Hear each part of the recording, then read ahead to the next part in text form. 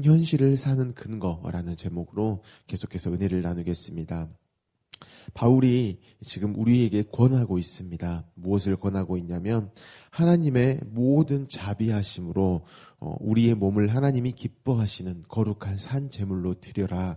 이것이 영적 예배니라 라고 지금 이야기를 하고 있다는 것이죠.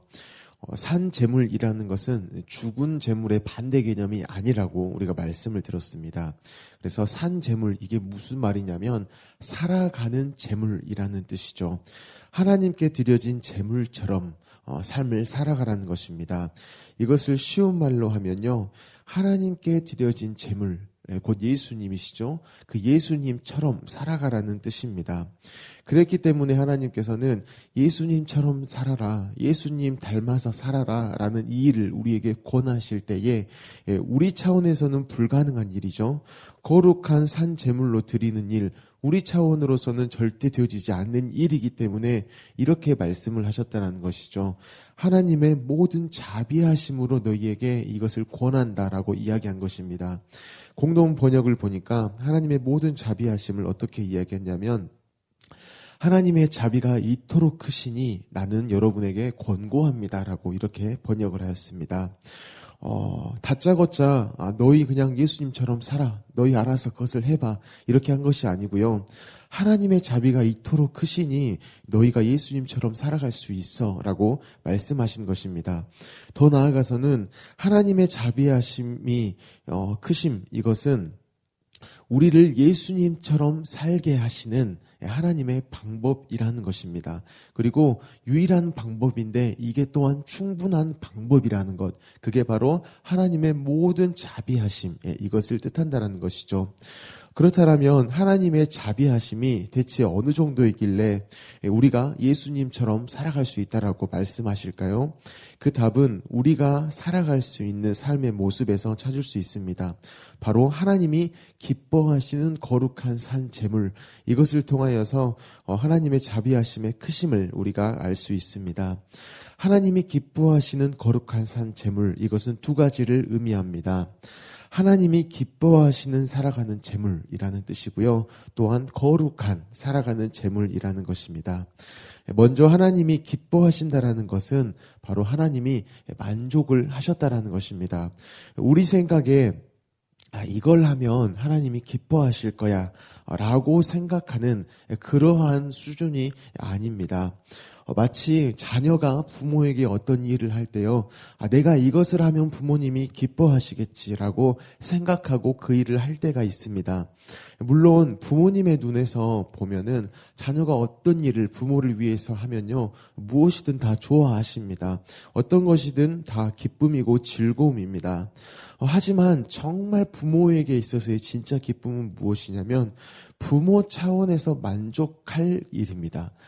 자녀의 어떤 행동에 대해서 다 예뻐하지만 부모님이 정말 기뻐하시는 일은 부모 차원에서 만족해야 하는 일이죠. 바로 부모님의 부모님됨, 부모님의 부모님됨이 드러나야 부모님 차원에서 기쁘다라는 것입니다.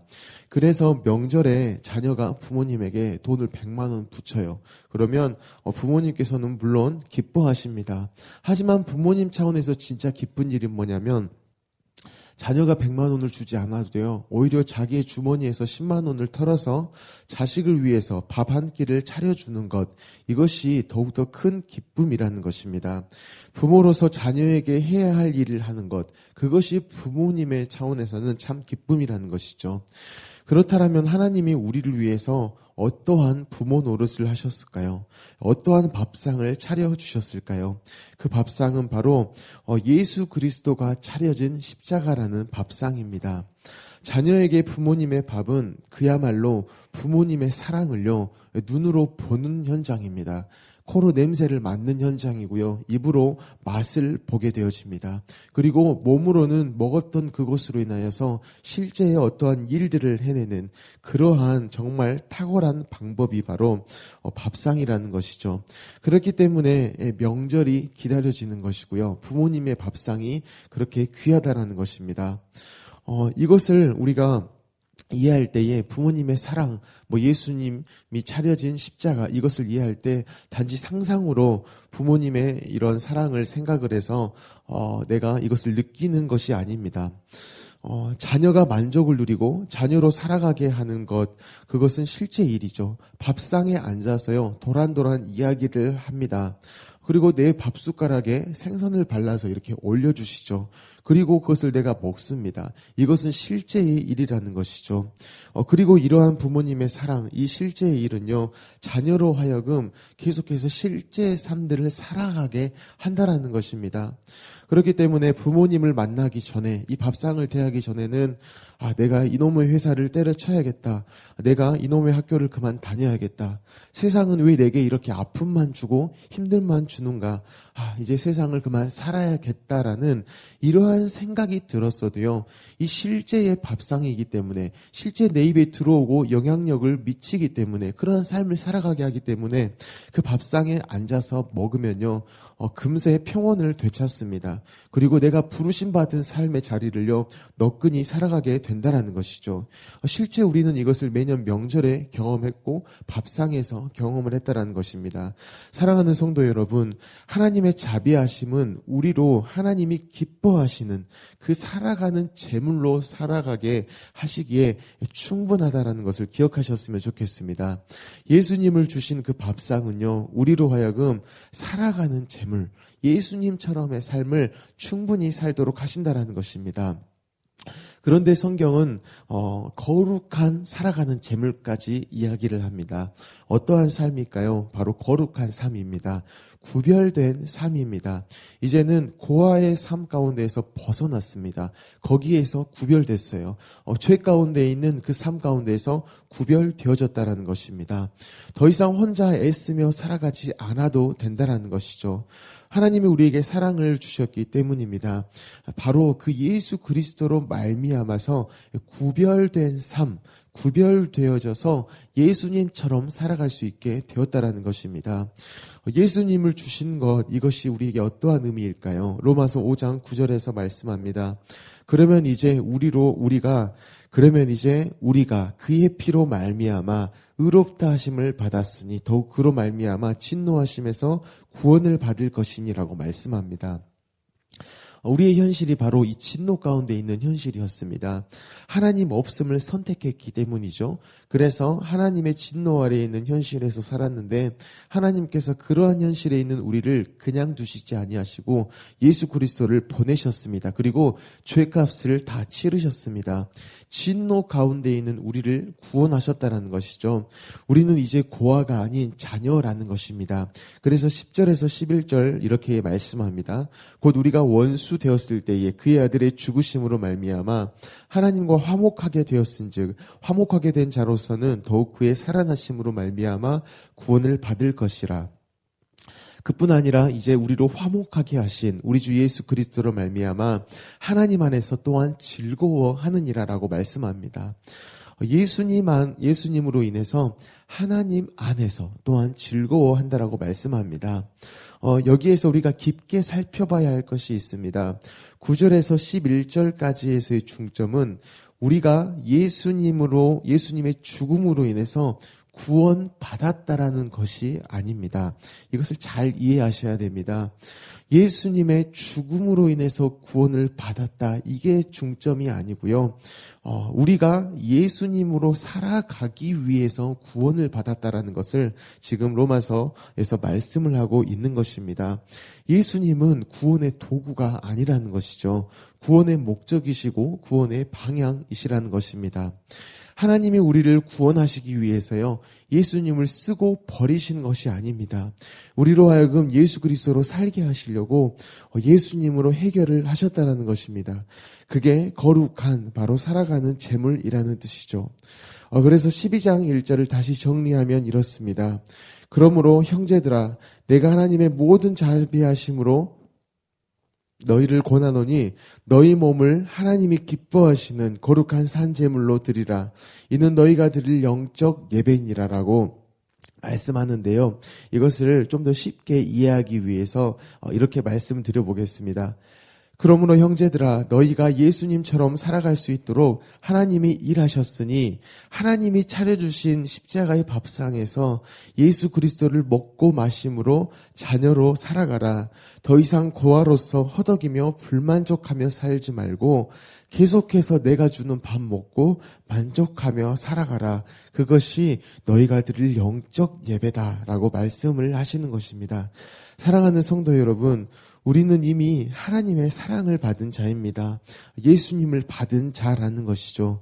그리고 그 예수님은 우리로 하여금 예수님처럼의 삶을 충분히 살아가도록 밥이 되셨습니다. 그래서 우리는 이 시간에 이 기도실에서 이 새벽부터 그 밥을 먹고 있다라는 것이죠. 그렇다면은 그 밥을 먹은 저와 여러분 어떻게 살아갈 수 있을까요? 골로새서 3장 23절에 말씀합니다. 무슨 일을 하든지 마음을 다하여 주께 하듯 하고 사람에게 하듯 하지 말라라고 말씀합니다.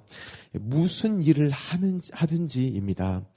교회에서 봉사하고 헌신하든지, 직장에서 일하든 관계하든지, 가정에서 가족들과 사랑을 나누며 교제하든지, 무슨 일을 하든지 마음을 다하라는 것입니다. 최선을 다하라는 것이죠. 그런데 그 최선의 수준이 어느 정도의 수준이냐? 바로 주께 하듯 하는 정도입니다. 하나님께 하듯 하는 정도입니다. 바로 예수님이 하나님께 하셨듯이입니다.